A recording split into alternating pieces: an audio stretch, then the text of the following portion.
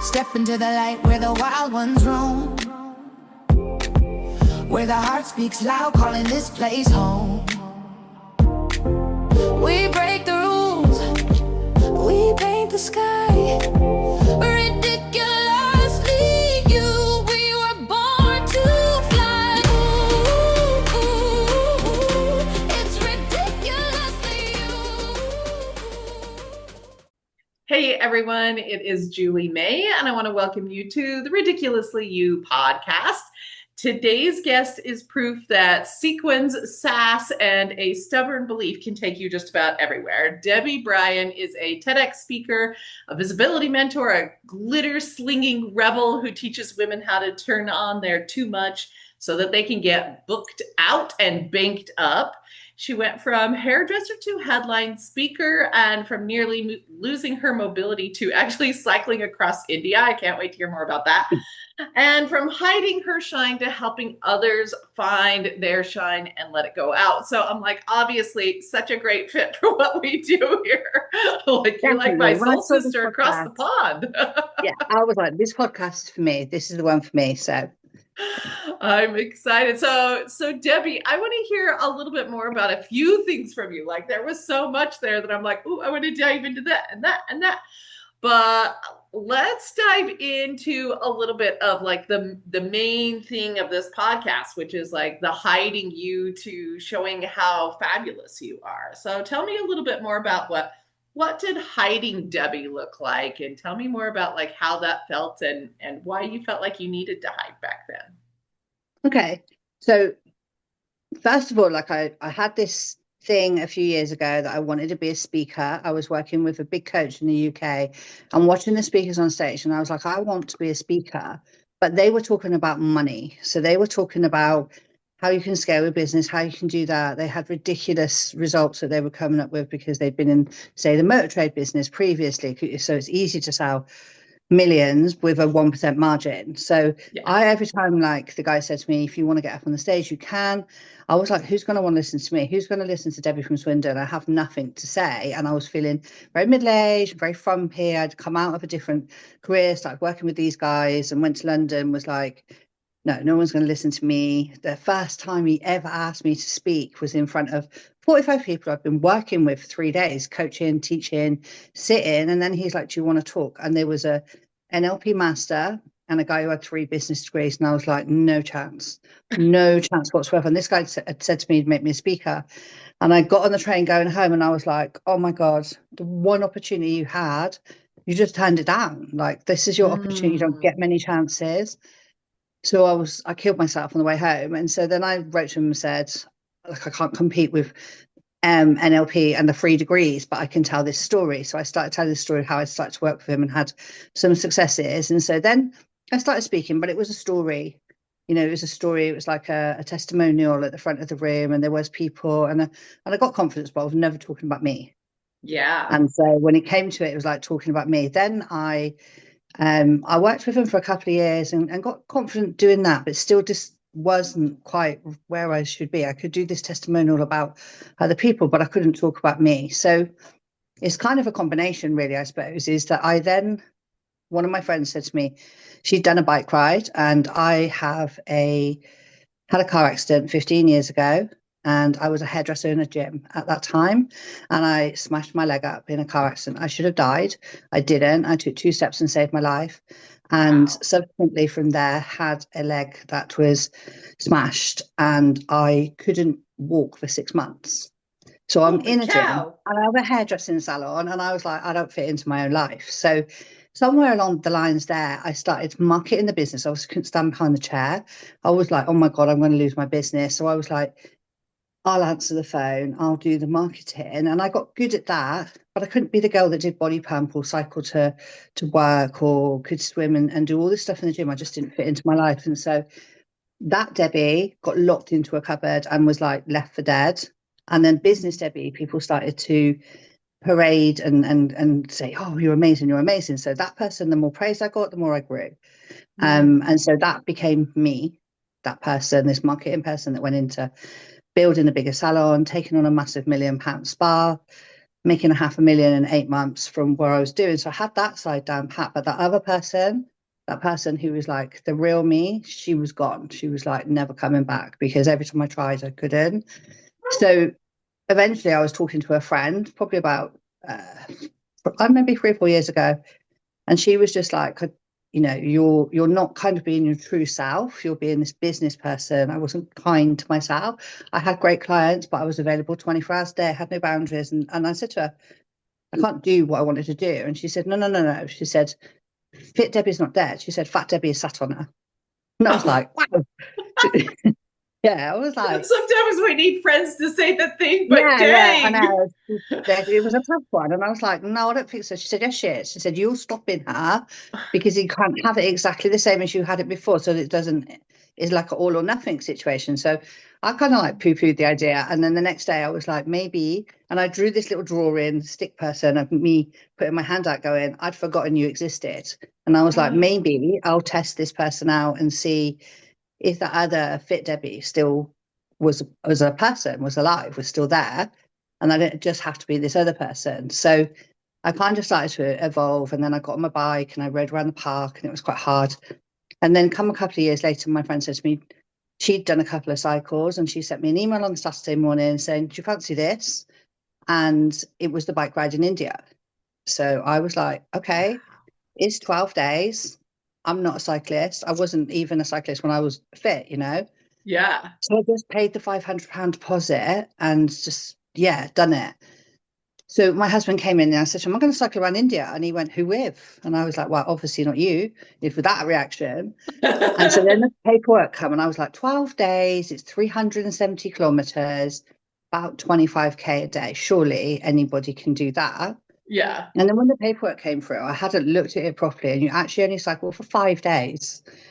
So it was like 74 kilometers, 100 kilometers, and it was 5 days. I was just like, what have I done? Like, what have I done? And then started training, etc. Anyway, what happened was I met somebody who said, you need to go and talk about this. You need to go and talk about this particular thing, this event. And I still was with the other coach, but I was coming away. I was starting to feel like that wasn't the right place for me. Right. And so I went and started talking about this bike ride and how after that car accident, they told me that I would be in a wheelchair at 55. And I just ignored that. I was like, that's not going to happen to me. That might happen to the normal people, but it doesn't happen to me. So this whole bike ride was a use it before you lose it thing. So for sure. yeah, you know, I was like, if I'm going to be in a wheelchair, let's have some fun now. Let's have an adventure now. So then I got invited to my local radio station to talk about it. And I talked about it on the radio, and it just had a massive reaction. It just had this huge reaction of people were like sending me emails, sending me messages saying it changed their life, hearing this story of how I'm refusing to take no for an answer, how I'm refusing to accept that I'm going to be in the wheelchair. And so that was kind of when the Debbie from Swindon was like, who wants to listen to this? You know, this is just, I just did what anybody else would do. You know, I just like, did you know would anyone else bike across? I was like, you know, so the day the accident happened, I was literally stood by my car and I took these 2 steps and so I'm not dead, genuinely. But I moved these 2 steps where I still got hit by the car physically. I was outside of my car and the car knocked me into a lane on the road. And I remember looking up thinking, bugger, I'm going to get run over, and having to like crawl to the side of the road. But didn't have any pain, didn't have any broken bones. Well, no broken skin. So when I get to the hospital, they're like, oh, it is broken, we'll have to operate. The next morning, the doctor comes to me and says, and I'm very much, what's the word? Kind of don't really believe in the word no, like ever. I just think it means you're asking the wrong person. So when this surgeon came to me and said, right, we can repair your leg, but you're not going to be able to bend it or use it. I was like, what the heck? I just bought a car. And I was like, no. I have a hairdressing salon. I have 3 children. They play football. I need to be able to do my job. I need to be able to pay my bills. That cannot be right. And he walked away. And so I was like, okay. And then he came back in the afternoon. I thought, oh, what's he going to say now? And he's like, right, we've got a better idea. We're going to do this and we're going to do this, but you're still not going to be able to bend your leg. And I said to him, you're not listening to me. This is not possible. And I don't know where it came from because I didn't even know that you could negotiate. I was just like, no, this is just not happening to me. And I was like, you're not listening. I have a hair salon.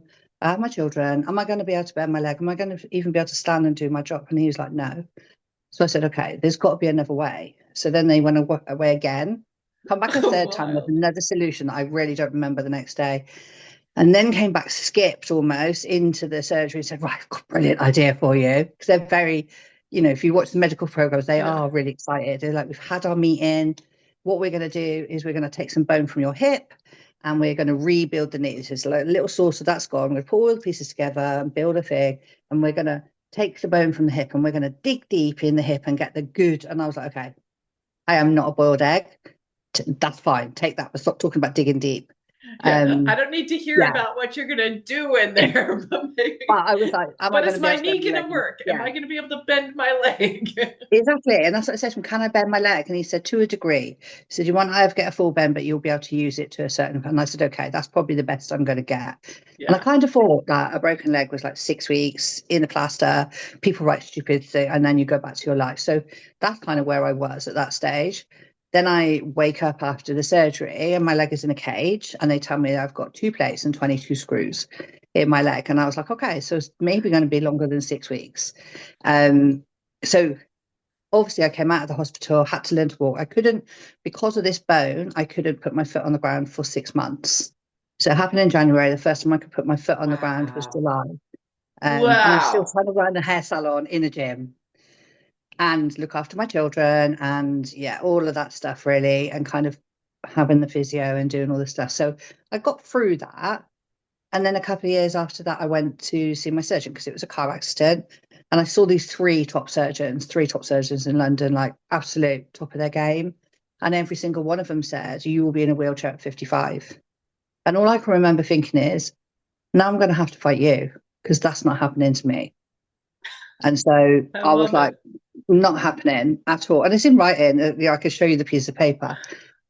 So I was like, okay, we're not going to talk about this. We're just going to continue. I obviously had to change. I kind of ignored it for a while. Then I found when I was hairdressing that my back was going and my husband was like, come on, you need to. So I moved completely away from behind the chair to managerial. And that's when I took on a bigger building. I took on a £1 million building, 7,000 square foot spa, bought in a photo studio, bought in Botox, had a jacuzzi, blah, blah, blah, all that stuff. Wow. I made a lot of money, fast turnover, Groupon and stuff like that. But it was hard. And then I had to have another operation. And I was like, I can't do that whole year of trying to run a business and have an operation. So sold up and retired and then recovered in 6 weeks. Mad. So then I was bored. But all of this was just stuff that I just did because it was a need. I didn't do it because I thought I was being a hero or anything like that. And I never talked about it. And I didn't talk about it when I did the bike ride. And then all of a sudden I did start talking about it. And it, I think I've been on like 50 podcasts, people going, I need to hear this story. But in my head, I thought, if I talk about it, somewhere there's a wheelchair for me and they'll go, right, that's where that should have gone, that wheelchair. So I just didn't want to bring it into the world as Right. such. So I talked about it, I did some podcasts, still trying to do this speaker thing, still thinking about the speaker thing. And then I asked a couple of people how you become a speaker. So paid speaking, right? Right. One said, go and talk to 100 schools and they'll be mean to you and get a show reel and someone might pay you after that. And I was like, okay. All right. Yeah, I was like, and then somebody else said to me, go all around the country and go to these events. And if the speaker doesn't turn up, you're there. And he'd done that for 5 years. And I was like, screw that. I'm not doing that either.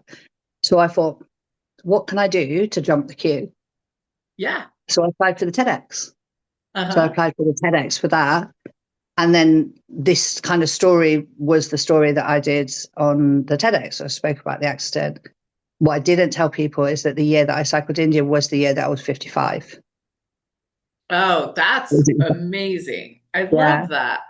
So I put it on the end of the TEDx, but it was the year I was 55 because of the lockdown. It wasn't planned that way, but because of the lockdown, the things moved and stuff. But yeah, I was 55 in the July and I cycled in the November. So it was kind of like a real double win.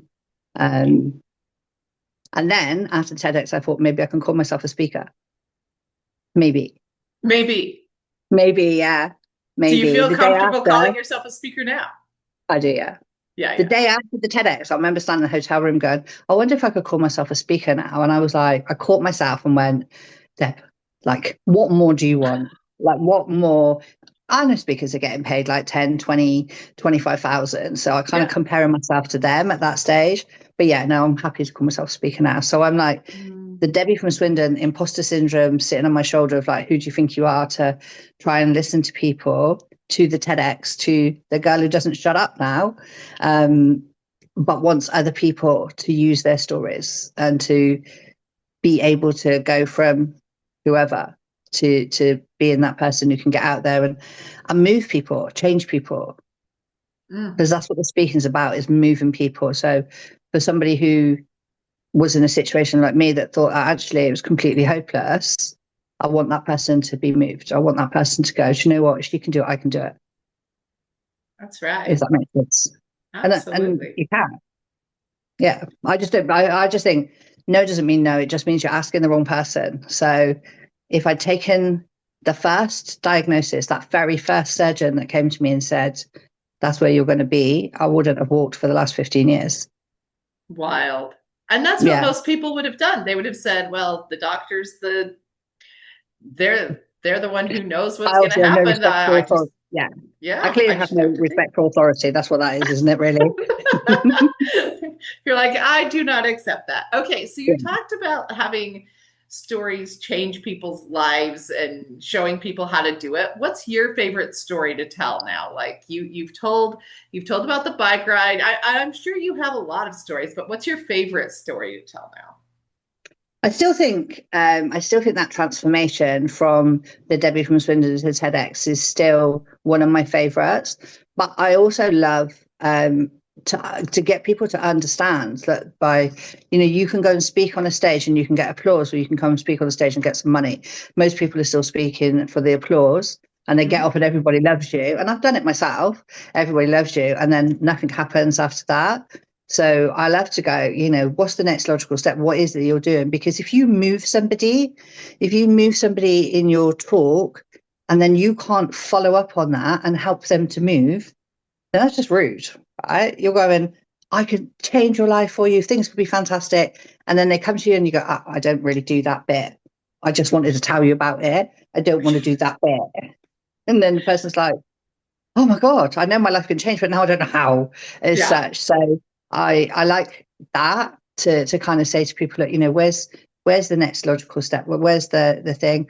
I have worked with L'Oreal. For L'Oreal, I did a lot of like habits for success. I have a book called Mm. Habits of Success. It's quite funny. I wrote it in 2018. KDP thought I was going to be rich, wasn't.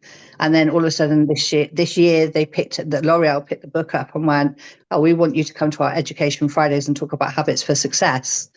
And so I took a lot of comparisons of how did I build in habits for the cycling, running a business, and having, training, eventually cycling 50 miles a week on a Saturday. So I took comparables for there and mindset stuff, and then put that into the business world and said, Mm. like, how can you do things like habit stacking? I love a habit stacking. So habit stacking would be, I can go to the supermarket and buy a bottle of wine every day, or dinner, just be less honest. Probably a bottle of wine, right? But my gym is next door to it. Yeah. So why do I not just go, I can do 20 minutes in the gym. I'm already going to do that, right? Do 20 Yeah. minutes in the gym, read my emails or look at TikTok, and then go into the supermarket. That's habit stacking. And it's quite simple. So you can make massive changes without really making big changes, if that Yeah. makes sense. Oh yeah, I'm a big habit stacker. The one that I do the most is I know I have to take the dogs out in the morning and I have to get dressed and take the dogs out to go to the bathroom. So why not I put my gym clothes on when I go take the dogs out? Because I was super lazy. I would just be like, okay, we're just gonna take the dogs out. They're gonna pee, they're gonna go back in, and then I wouldn't want to do too much. But like now Yeah. I'm like, okay, but if I put my gym clothes on and then I You're take them, committed. then I'm gonna go straight to the gym right after. Yeah, because you're And that committed. You've works for already me. halfway through. Yeah. Do you know I got it from Tony Robbins though? I got it from Yeah. So when I was first planning the bike ride, we were all working from home, Yeah. and I was listening to him, and he's like, habits are not enough. You have to, well, willpower is not enough. You have to have habits, and you've always got Yeah. at least 3 habits that take you away from what you want to achieve, and you need to flip those into habits that bring you towards what you want to achieve. So I was like, okay, I'll probably sit in here till 7, and then I'm moving to the other side of the room and I'm cooking from 7:30. There's no gap. So how do I train? Because I was terrified of this bike ride, terrified of failing, like so terrified of failing. From the minute I sent the money, I was just like, what the hell have I done? And I was like, I'm determined not to fail, or I've tried my very best not to fail. Like blagging it was not an option. I'm normally a good blagger. I'll go, yeah, whatever, I'll just wing it and get on the bike. Was not an option in this particular thing.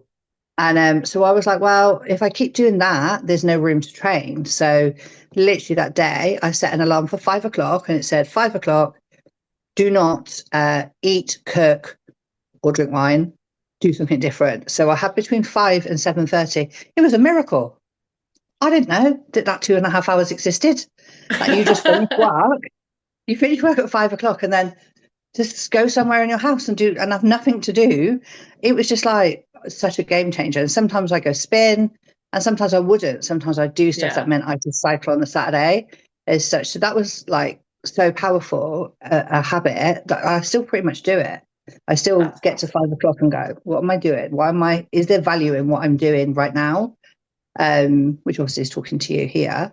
But the habit thing is it's one of my successful things. But the other is branding. So the other one I love talking about is branding. And I don't mean branding as in fonts or colors, or the website branders kind of hate me. I believe that branding is how you make someone feel. How you make them feel is your brand. So if you make them feel amazing, that's your brand. I've got a very sparkly brand. I want people to feel sparkly. I want them to be excited. I want them to want to get on stages, or want to get on podcasts, or want to talk and be really open and stop being a best kept secret and become somebody that's heard and seen and valued. That's, to me, is branding. If I can make somebody's day or make them change and feel more confident, that's my brand. My brand is not about, it is a little bit glittery, but it isn't about the little stuff. It's about the movement. Probably sounds really weird, but it is about moving people to the next stage. Yeah, I totally get that, because to me, the best branding is an extension of who you are. So if you're glittery and sparkly, or if you're like me and you're just like a little eccentric and whatever, you're loud and big and whatever, like they should be able to feel that on the other side. So, when you name a podcast Ridiculously You, and, you're me, that people are like, oh, I get it. That's what you want them to go. It's like, oh, I get it. And either they relate to it and love it, or they don't. And that's fine. And like, that's totally good. That's actually what I think we want at the other side of branding is 100%. You should probably only attract 20% of the people that you meet, 20% of your people, 80% repel. Yeah, like literally that's exactly like a magnetic force of going, you're not for me, I'm not for you, but for these people, I am the ideal person. And you need to be that strong for people to go, that's the person, and make it easy for them to pick it. Because before so the TEDx changed things into the speaker mentoring. I was probably quite generic and I could do everything. And everyone was like, okay, you do everything, we don't know what you do. And then I did the TED, and then people were like, oh, can you help me to this and you help me to do that? And it really drifted into the speaking. Now it's drifting into that actual brand and PR of like, how can I get more well known? How can I get a digital footprint? How can I, my brand was Debbie Bryan Coach. If you put that into Google, you'll find 6 pages of me. Literally 6 pages, because my brand was so strong on what I was talking about and what I was doing, and the visibility, and that started because there's another Debbie Bryan, and I wanted to get her off the page. Just get her off of Google. That's all that started for. I didn't even know that was like, she needs to go. She's in we're ranking now. This Debbie Bryan is taking over the page. I am like over the Google. What is happening. Well, because she does lace making or something. I've never met her. But every time people Google me, they kept getting, it was really confusing. So as part of people keep saying, oh my God, I did a lot of networking. Can you talk? Can you do this? And so then I've just put Debbie Bryan Coach on all of them, and YouTube, everything. And if you literally put Debbie Bryan Coach, It's not that much now. It's about 4 pages now. She comes in about page 3 at the bottom. Oh, As such, I brilliant. know. I mean, I've got some work to do, right? But I'm just launching as a curator for TEDx in my hometown, the first TEDx it's Oh, ever done. We're wonderful. just organising that, and it's just being released this week. So then I think I'll go back up. I'll go back up Mm, because my name's over that as such, and mm. that'll go out globally for the TEDx. So, and that type of thing is branding. You know, it's fun stuff to brand. I don't care about the fonts. I really don't. I know I should. I know maybe I should do. Should I? No, I don't. I can't. I just can't. Um, I've got like a scatty mind. If I liked a font one day, I'd hate it the next day, and it'd be all over the place. Someone else has to deal with that. I'm about how you feel. Last week, I had a day where I was like, if you want to go ridiculously, you right? I'm a Uh-huh. little bit claustrophobic, and I have my eyelashes tinted. The elder girls know they can't turn the light off or shut the door because otherwise I'll freak out. Yeah. So last week I was having a bit of a low day. My mum's been in hospital, so I booked a flying lesson. I just booked a flight. They're meant to be Wednesday, but we've got a storm coming. So I booked a flying lesson in a 2-seater flight. So I booked it, paid for it, then looked at the T's and C's. It says you have to be mobile, which I'm not 100% mobile, and also that it's a tight plane. So I was like, what have I done? If I can get in the plane, I might not be able to breathe when I get in there. I might Oh, hyperventilate. wow. But I've Yeah. booked and paid for it, so I'm doing it, taking a videographer. Like, you just got to aim high, right? Yeah. Yeah. That's wild. I think the smallest plane I've been in had 8 seats, and it was This is a bouncy 2-seater, up but I'm there. flying this one. I'm flying Yeah. it. I'm scared on the road, let alone when I'm in the air. Why not? Why not? That's amazing. Okay, so I want to ask you about something, and this wasn't on your thing, so if you want to pass, you're good. But Throw it like at me. Throw it this at me. this is my question for you. Is you used to do like a lot of spin and you were like Fit Debbie. When you stopped being Fit Debbie and some weight came on, was there any hiding that came along with that? Was there a change in how you dressed yourself? Was there a change in how you saw yourself there? Because I went from like I was looking back at pictures and it's kind of crazy how fast I put on weight. And I've lost 100 pounds recently. So like I don't Well look done. like that now. But like 2 years ago, 3 years ago, it was more like 4 years ago. I was kind of at my highest. And looking back through pictures, I was like, holy cow, that weight came on in like 2 years, three. It was Do you know what? I really, think really fast. And it was kind of like shockingly fast. And I look back on it and I go, I actually didn't change the way I dress too much, but I know a lot of people when bodies change and careers change and different things like that, it can be harder to express yourself or see yourself the same way. So can you share with me I'm what kind of you'd like to I'm about kind that? of the opposite. Yeah. So when I was in the gym, I'm very much, I like to feel strong. But I Mm. started dieting at like 14 years old, and I did every crazy diet that there possibly Oh could. yeah. Same. When I didn't even need to diet. When I look at pictures now, I think, God Almighty, what were you doing? Um, Mm-hmm. I'd do a no fat diet and lose like 4 pounds in 8 weeks, but I was only like 8 stone anyway. I didn't really have anything to lose, so I would just do that. And then I got in my 30s. I had my third child, and I got in my 30s, and I just couldn't lose weight. It just couldn't. And I can remember um, still dressing the same, but not looking right, because I was like, I put on. I think I'd got like sterilized with my last child, and so I no longer was like a contraceptive pill and stuff like that. So Mm. I was so miserable in my 30s. I wasted it. I literally wasted my life through my 30s. I would go out and go home in a taxi, like upset because I felt like I was too big to be out. I would go to Weight Watchers and come home crying. I would go to the gym. I would make myself sick.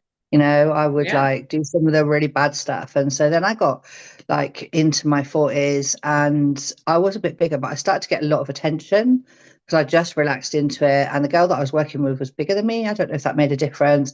Always wanted a tummy tuck, but I got more into my skin. And Mm. then I had the car accident, and so then I didn't physically feel this is going to sound awful to anybody who, I didn't physically feel like I was attractive because I was damaged. So I didn't care. I didn't really care. So I dressed differently because my solicitor would say, "Are you embarrassed for your scars? You're ashamed of your scars. You're depressed. You feel like this." There's a very victim mentality in that insurance world where they wanted to make a case that I was a victim. It's something I absolutely hated them telling me. You are depressed, aren't you? You are having sleepless nights. You are embarrassed. My scars are 10 inches on each side of my knee, 10 inches, and so, they force you into this victim mentality, and I really, really hated it. I thought people were filming me. So I would dance at a wedding and then not be able to get out of bed for 3 days, but I was always scared that someone was filming me. And to the point they actually did send me a parcel that had like now it would be a thing, but is this thick, and it was 4 years of my social media they printed off, and some private detective had gone through that to see, and I was like, wow, I didn't even know that was a thing. And it was like, you'd gone to this. How did you manage to do that? And how did you? I hated it. So subsequently, I did the insurance. I told my solicitors, just like, get on with it, finish it. Don't want to do it. She would now still be waiting for this second operation that I've got that will put me in a wheelchair.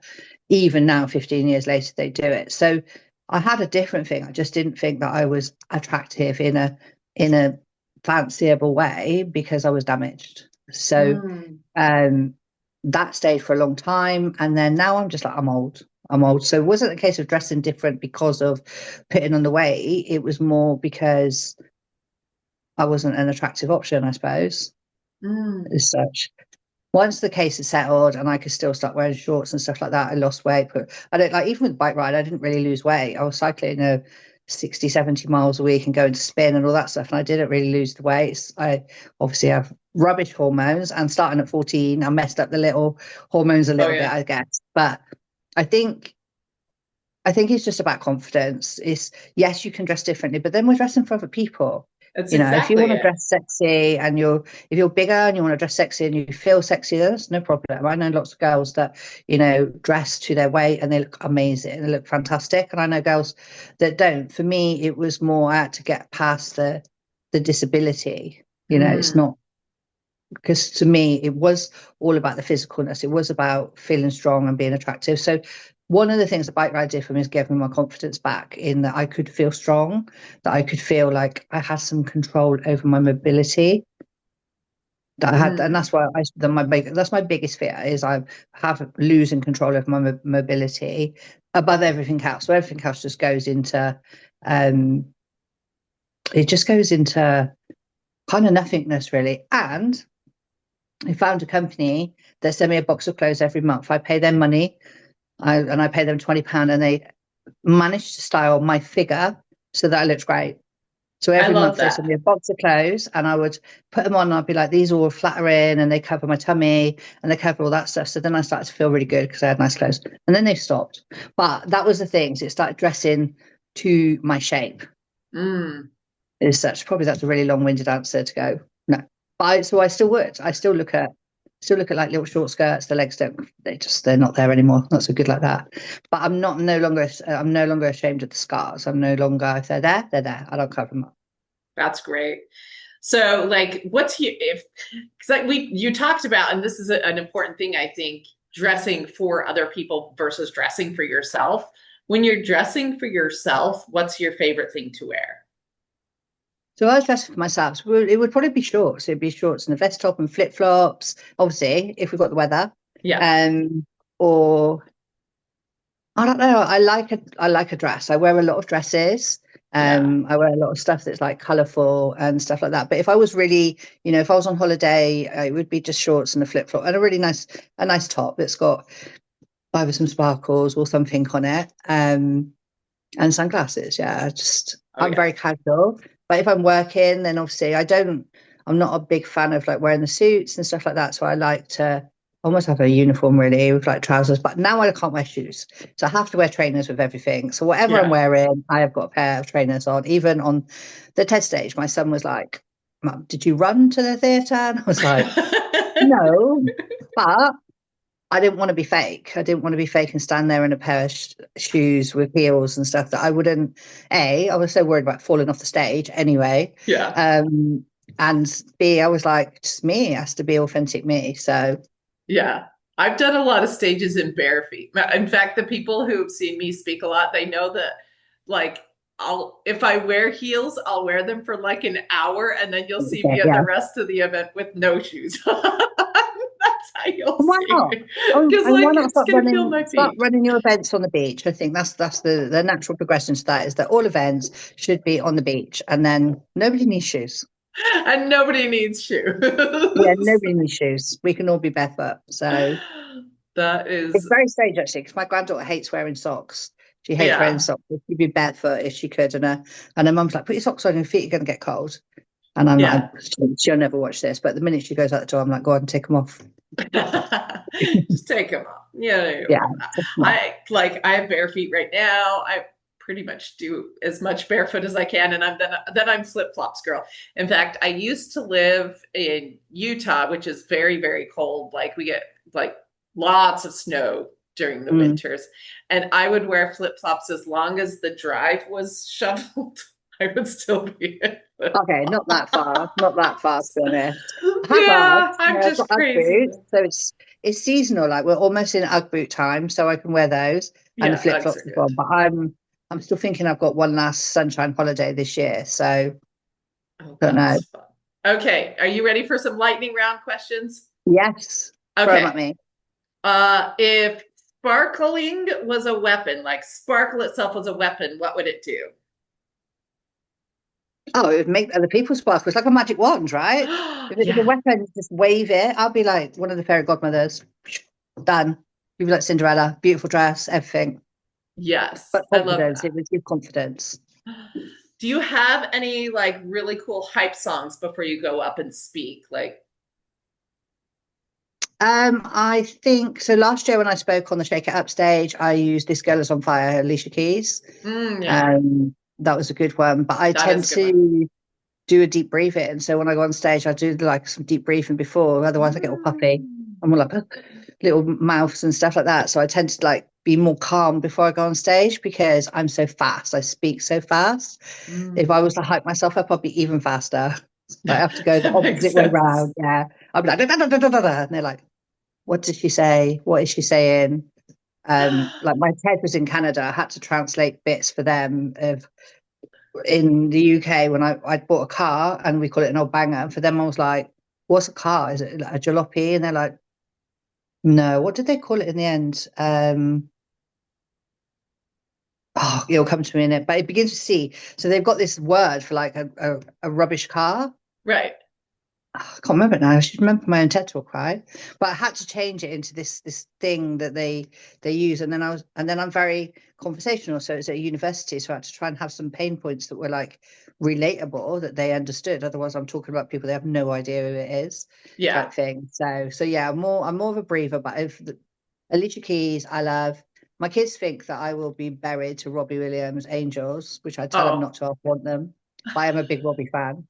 love that. Um, yeah. Love that. Did you watch the movie that was about him where they like made him look like a monkey and did the whole thing? Yeah, I do you That know what was I good. did. I watched it on the plane coming back from Florida earlier this year, and actually, I was at some of those concerts. So I was at Oh, Nebworth, the big Nebworth one. So uh-huh. here's a good secret. So the Nebworth one, me and my sister went to, and you're just blown away. And then you watch the film and realize that you can see all those demons in the audience, which Yes. is really weird. But 2 weeks before that, we used to work for a mobile phone company, and they did their annual party. It was like £5 a ticket.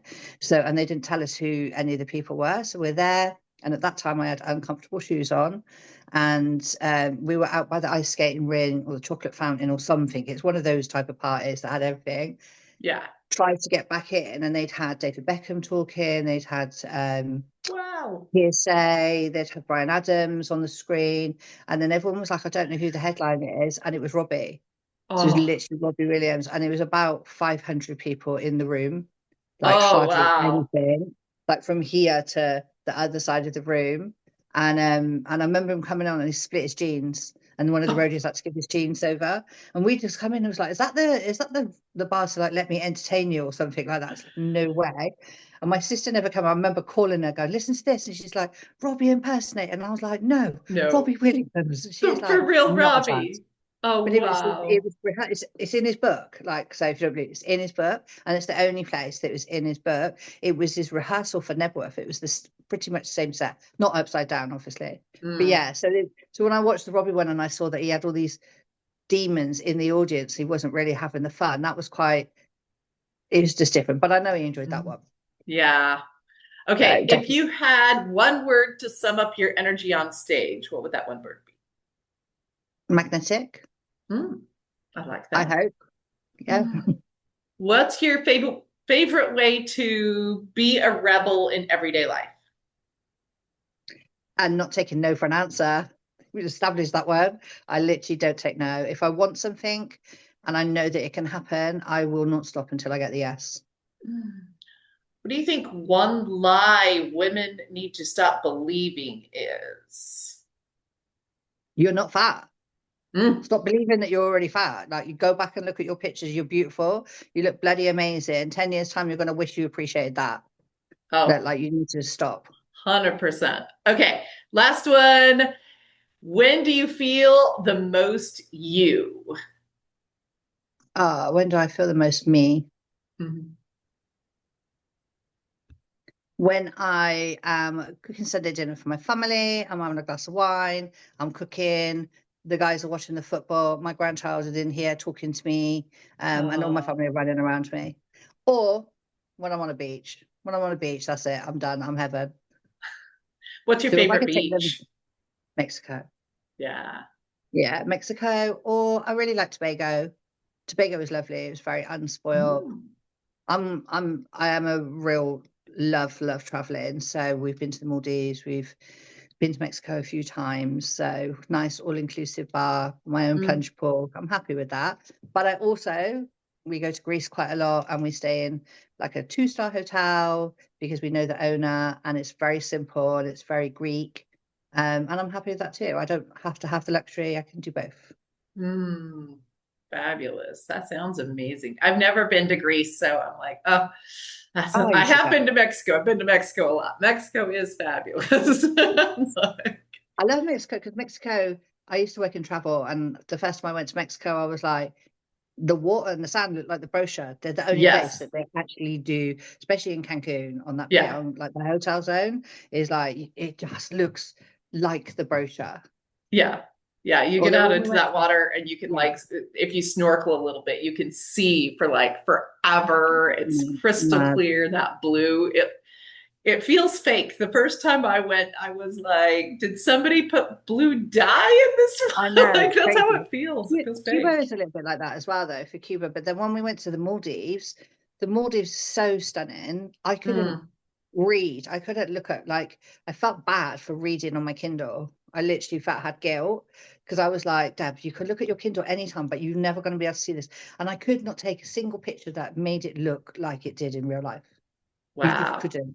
I Because gotta we had go. one of those houses on stilts, where our bathroom window just looked out onto the ocean. Like Mm. literally, you have a shower, you're just looking out to the ocean. We had, the stuff outside. But and I'm a massive reader, so most of the time, like very, and I read rubbish like Jackie Collins and stuff like that. But on holiday, because I'm so sociable on holiday, I could read a book a day. I like Mm. literally hibernate, and then I just couldn't because it was just like it was so stunning that it was literally every minute you weren't looking, it was a waste, which is madness. Wow. So, Okay, if you had one more message for everyone listening out there, what's your one more message for them? so my message would be stop being a best kept secret. Get out Mm. there, shout about it. Don't worry about the people that are better qualified than you. There's always going to be someone who's a better speaker or better something, but there's always going to be people that are looking up to you. Mm. There's always people who are aspiring to do what you do. So just stop being a best kept secret. Be the worst kept secret in the world. Oh, I love that. Be the worst kept secret in the Worst kept world. secret in the world. That's Because fabulous. otherwise you just think, oh, we're really brilliant at what we do. And so if we just be brilliant, people will come, and they don't. They They go to don't. somebody who's rubbish at what they do, but Yeah. makes much more noise, and they take all your money. And you're sitting there going, why didn't they pick me? Because they don't know who you are. They don't know what you Mm. can do for them. So if you don't tell them and you be this very smug, best kept secret, you're going to be a miserable best kept secret. So go out there and make noise, tell people what you do, bang your own drum, and be really proud of what you do. Mm.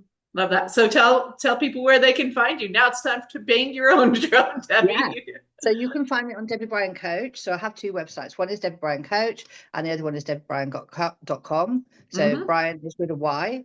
And you can find me on either of those. There is a book a call. So if you're interested in becoming a speaker, stopping being a best kept secret, you're interested in how to do your TED Talk, then come and have a conversation with me. I'm always happy to discover your story, to help you and support you, and literally make you the worst kept secret in the world. I love that. Be the worst kept secret in the world. And I know a lot of you out there have amazing stories, so you might as well get it out and share it, because stories are so important. That is how we connect with one another. That is how you inspire other people. I feel inspired today, massively, from just what you've been able to do. And I love that. Just no isn't a thing. That's not a thing. Let's just we'll find the right person. So I love that. And if you are just sparkling a little bit more after listening to Debbie Bryan, she is proof that your too much is your magic. She's the queen of turning setbacks into center stage moments. So if you're done shrinking, done waiting, done watering yourself down a little bit, Debbie's story is your call to rebellion. Go follow her. Follow us. Follow the Ridiculously You podcast so you can hear more amazing stories. Get out and be your most bold stuff. You're not too much. You're exactly the right amount for the right people. So go be ridiculously you. And this has been Julie May. Share the spark, take it higher. Hit subscribe, bring a friend. Let the wildness never end. Tap in, stand true. This is your proof.